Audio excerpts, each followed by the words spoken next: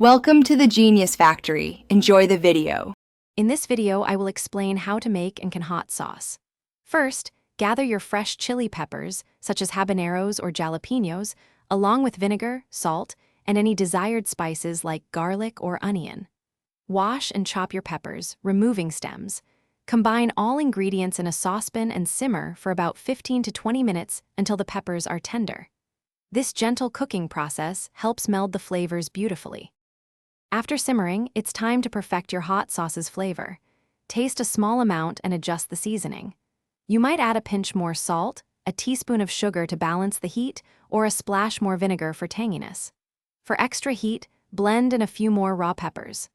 Remember, achieving a pH of 4.6 or lower is crucial for safe preservation, so test it with pH strips. Now, let's prepare for canning to ensure your hot sauce lasts. First, sterilize your canning jars and lids in boiling water for at least 10 minutes.